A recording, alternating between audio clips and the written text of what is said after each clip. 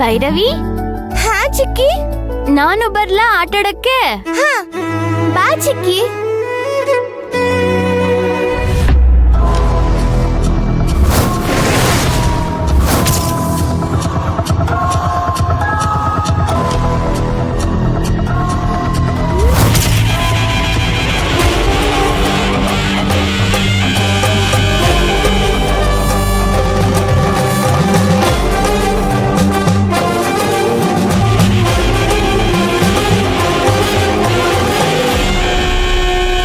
ಆಡೋಣ? ಚಿಕ್ಕಿ ಇಲ್ಬೇಡ, ಹೊರಗಡೆ ಆಟ ಆಡೋಣ. ಸರಿ ಬಾ.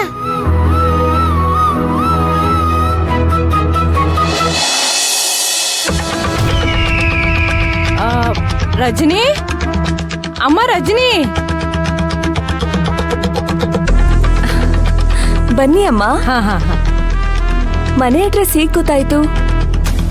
ನಿನ್ನೆ ನೀನು ಮನೆಗ್ ಬಂದಾಗ ಹೇಳಿದ್ದೆ ಅಲ್ವಮ್ಮ, ನೆನ್ಪು ಮಾಡ್ಕೋ. ನಾನ್ ನೆನ್ಪಿಟ್ಕೊಂಡು ಬಂದೆ. ಸೂಪರ್ ಅಮ್ಮ ನೀವು. ಸರಿ ಅಮ್ಮ ಬನ್ನಿ.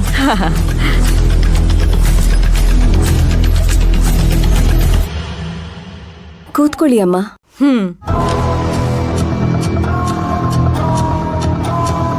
ನೀವು ನಮ್ಮ ಮನೆಗ್ ಬರ್ತೀರಾ ಅಂತ ಅನ್ಕೊಂಡೇ ಇರ್ಲಿಲ್ಲ. ಸಾಮಾನ್ಯವಾಗಿ ನಾನ್ ಯಾರ ಮನೆಗೂ ಹೋಗಲ್ಲ, ಮನೆಗ್ ಬಂದು ಕರೆದ್ರೂ ಹೋಗಲ್ಲ. ನಮ್ಮವ್ರು ಅಂತ ಅನ್ಸಿದ್ರೆ ಕರೀದೇ ಇದ್ರು ಹೋಗ್ತೀನಿ. ನಿನಗೆ ಜ್ವರ ಅಂತ ಹೇಳಿದ್ದೆ ಅಲ್ಲ, ನನಗೆ ತಡ್ಕೊಳಕ್ಕಾಗ್ಲಿಲ್ಲಮ್ಮ. ನೋಡೋವರೆಗೂ ಸಮಾಧಾನನೇ ಇರ್ಲಿಲ್ಲ. ಅದಕ್ಕೆ ಅಡಿಗೆ ಮಾಡ್ಕೊಂಡು ತಗೊಂಬಂದ್ಬಿಟ್ಟೆ. ಅಯ್ಯೋ, ಇದೆಲ್ಲ ಯಾಕಮ್ಮ ಮಾಡಕ್ ಹೋದ್ರಿ? ನಮ್ ಹುಡುಗಿಗೆ ಮಾಡ್ದೆ ಇನ್ಯಾರ್ಗಮ್ಮ ಮಾಡ್ಲಿ? ನೀವು ಮಾತಾಡೋ ದಾಟಿ ಹೊರ್ಟು ಅಂತ ಅನ್ಸಿದ್ರುನು ತಾಯಿ ಅಂತ ಮನ್ಸು ನಿಮ್ದು. ಬುದ್ಧಿ ಬರೋಕ್ ಮುಂಚೆನೆ ಅಮ್ಮನ್ ಪ್ರೀತಿ ಕಳ್ಕೊಂಡೆ. ಅಮ್ಮನ್ ಪ್ರೀತಿ ಅಂದ್ರೆ ಹೇಗಿರುತ್ತೆ ಅಂತಾನೂ ಗೊತ್ತಿಲ್ಲ. ನಿಮ್ಮನ್ ನೋಡಿದ್ಮೇಲೆ ಅಮ್ಮನ್ ಪ್ರೀತಿ ಅಂದ್ರೆ ಹೀಗೆ ಇರುತ್ತೇನೋ ಅಂತ ಅನ್ನಿಸ್ತಾ ಇದೆ. ತುಂಬಾ ದಿನ ಆದ್ಮೇಲೆ ನೀನ್ ಅಶೋಕಂಗೆ ಸಿಕ್ಕಿರೋದು, ಈ ಮನೆ ಹುಡ್ಕೊಂಡ್ ಬಂದಿರೋದು, ಮತ್ತೆ ನಾನ್ ಇಲ್ಲಿಗ್ ಬಂದು ನಿಮ್ಮನೇಲಿ ಕೂತಿರೋದು, ಇದ್ಯಾವ್ದು ಆಕಸ್ಮಿಕ ಅಲ್ಲ ಅಂತ ನನಗನ್ಸ್ತಿದೆ. ಯಾವುದೋ ಜನ್ಮದ ಸಂಬಂಧ ನಮ್ಮನ್ನ ಇಲ್ಲಿವರೆಗೂ ಎಳ್ಕೊಂಬಂದಿದೆ. ಆ ದೇವ್ರ ಉದ್ದೇಶ ಒಳ್ಳೇದೇ ಅನಿಸ್ತಿದೆ ನನ್ಗೆ. ಅದಕ್ಕೆ ನಮ್ಮೆಲ್ಲರನ್ನ ಒಂದು ಮಾಡ್ತಿದ್ದಾನೆ. ರಜನಿ, ನನ್ ಮಾತ್ ಕೇಳಮ್ಮ. ನೀನು ಅಶೋಕನ್ನ ಮದ್ವೆ ಆಗ್ಬಿಡು.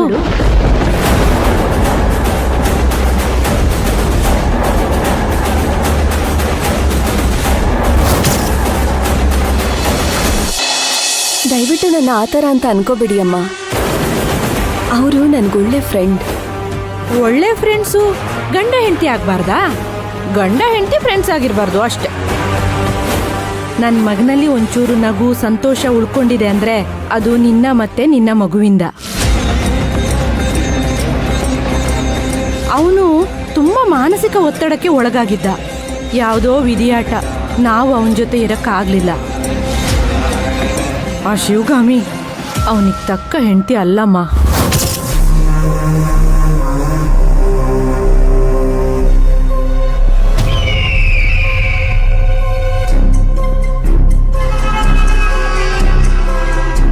ಅವಳ ಮಗುನು ಶಿವಗಾಮಿ ತರಾನೆ.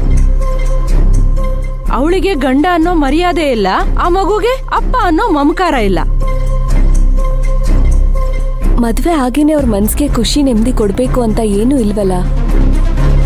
ಫ್ರೆಂಡ್ ಆಗಿನೇ ಅವ್ರ ಮನಶಾಂತಿಗೆ ಸಹಾಯ ಮಾಡ್ಬೋದಲ್ವಾ? ಅದಕ್ಕೆಲ್ಲ ಈ ಸಮಾಜ ಒಪ್ಕೊಳ್ಳಲ್ಲಮ್ಮ. ನಿನ್ ಮನ್ಸು ಪವಿತ್ರವಾಗಿರ್ಬೋದು, ಆದ್ರೆ ಈ ಸಮಾಜ ಹೊಲ್ಸು. ಏನೋ ಒಂದು ಹೇಳಿ ಗಂಡು ಹೆಣ್ಣು ಮದುವೆ ಆಗದೆ ಅನ್ಯೋನ್ಯವಾಗಿರ್ಬೋದು ಅಂದ್ರೆ ಅದಕ್ಕೆ ಸಮಾಜ ಒಪ್ಕೊಳ್ಳಲ್ಲಮ್ಮ. ಬಾಯಿಗೆ ಬಂದ ಹಾಗೆ ಕತೆಗಳನ್ನ ಕಟ್ತಾರೆ. ಯಾಕಂದ್ರೆ ಅವರು ಒಂದು ಹೆಣ್ಣಿನ ಜೊತೆ ಬರೀ ಗೆಳೆತನದಲ್ಲಿ ಇರೋದಿಲ್ಲ ಅಲ್ವಾ, ಪವಿತ್ರ ಬಾಂಧವ್ಯದ ಬಗ್ಗೆ ಅವ್ರಿಗೆ ಗೊತ್ತೇ ಇರೋದಿಲ್ಲ. ಒಂದು ಹೆಣ್ಣು ಗಂಡು ಅಂದ್ರೇನೆ ಅವರು ಕೆಟ್ಟದಾಗಿ ಕಲ್ಪನೆ ಮಾಡ್ಕೋತಾರೆ. ಯಾಕಂದ್ರೆ ಅವ್ರ ಮನ್ಸಲ್ಲಿ ಕಲ್ಮಶ ಇರತ್ತೆ. ಸಮಾಜ ಏನಾದ್ರೂ ಮಾತಾಡ್ಕೊಳ್ಳಿ, ನಾವು ಇದ್ದಂಗೆ ಇರೋದು ಅಂತ ಹೇಳಕ್ಕಾಗಲ್ಲ ಅಲ್ವಾ. ನಾಳೆ ನಿನ್ ಕ್ಯಾರೆಕ್ಟರ್ ಬಗ್ಗೆ ಅಥವಾ ನಿನ್ ಮಗುವಿನ ಹುಟ್ಟಿನ ಬಗ್ಗೆ ಯಾರಾದ್ರೂ ಕೆಟ್ಟದಾಗ ಮಾತಾಡಿದ್ರೆ ನಿನಗ್ ತಡ್ಕೊಳಕ್ ಆಗತ್ತಮ್ಮ? ಖಂಡಿತವಾಗ್ಲೂ ಇಲ್ಲ. ಮತ್ತೆ ನನ್ ಮಾತ್ ಕೇಳು, ಮದುವೆ ಆಗ್ಬಿಡು. ಅಶೋಕ್ ಮತ್ತೆ ಶಿವಗಾಮಿ ಮಧ್ಯೆ ಸಂಬಂಧ ಹಳಸೋಗಿದೆ. ಹೊರಗಡೆ ಪ್ರಪಂಚಕ್ಕೆ ಮಾತ್ರ ಅವ್ರ ಗಂಡ ಹೆಂಡತಿ. ಮಾನಸಿಕವಾಗಿ ಅವ್ರು ಯಾವತ್ತೂ ಗಂಡ ಹೆಂಡತಿ ತರನೇ ಇಲ್ಲ, ಬೇರೆನೇ ಇದ್ದಾರೆ. ಒಂದೇ ಬಾವಿಲಿದ್ರು ಹಾವು ಮತ್ತೆ ಮೀನು ಪ್ರೀತಿ ಮಾಡಲ್ಲ ಅಲ್ವಾ? ಯೋಚನೆ ಮಾಡು. ನೀವು ನನ್ ಒಳ್ಳೇದಕ್ಕೆ ಹೇಳ್ತಾ ಇದ್ದೀರಾ, ಆದ್ರೆ ನನ್ ಮನ್ಸಲ್ಲಿ ಸದ್ಯಕ್ಕೆ ಆತರ ಆಲೋಚನೆ ಇಲ್ಲ ಅಮ್ಮ. ಸದ್ಯಕ್ಕೆ ಇಲ್ದೇ ಇರ್ಬೋದು, ಬಂದಾಗ ಅದನ್ನ ತಳ್ಳ ಹಾಕ್ಬೇಡ ಅಷ್ಟೇ. ಇವತ್ತೇ ನಿರ್ಧಾರ ತಗೋ ಅಂತ ನಾನೇನು ಹೇಳ್ತಿಲ್ಲ, ಯೋಚನೆ ಮಾಡು. ಅಮ್ಮ, ಹಾ, ಇವಳೇನಾ ನಿನ್ ಮಗಳು? ಹೌದು. ಅಯ್ಯೋ, ಎಷ್ಟೊಂದು ಮುದ್ದಾಗಿದ್ದಾಳೆ. ಹೆಸರೇನ್ ಕಂದ ನಿಂದು? ಅದಿತಿ ಅಂತ. ಎಲ್ಲಿ ಬಾಕಂದ ಎಲ್ಲಿ?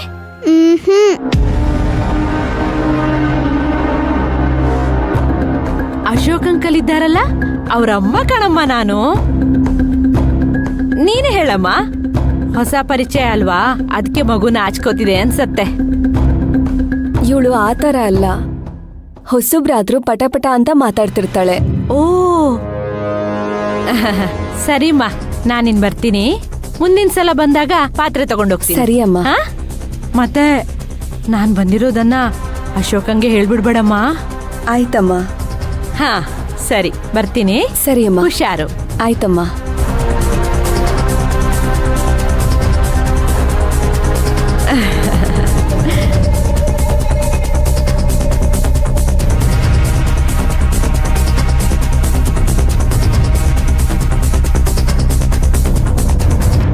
ಅಮ್ಮ, ಅವ್ರು ನಂಗೆ ಇಷ್ಟ ಆಗ್ಲಿಲ್ಲ. ದೊಡ್ಡೋರ್ ಬಗ್ಗೆ ಹಾಗೆಲ್ಲ ಮಾತಾಡಬಾರ್ದು, ಅವ್ರು ತುಂಬಾ ಒಳ್ಳೆಯವರು.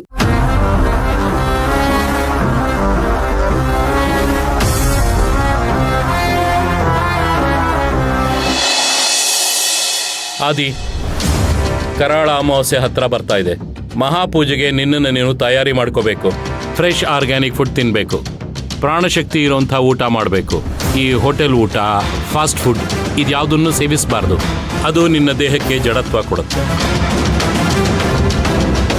ನಿನ್ನಲ್ಲಿರೋ ಆಧ್ಯಾತ್ಮಿಕ ಶಕ್ತಿನ ಹಾಳು ಮಾಡುತ್ತೆ. ಮತ್ತೆ ಈ ಧೂಮಪಾನ, ಮದ್ಯಪಾನ ಯಾವುದನ್ನು ಮುಟ್ಟಬಾರ್ದು. ಲೌಕಿಕತ್ವದಿಂದ ನೀನು ದೂರ ಇರಬೇಕು.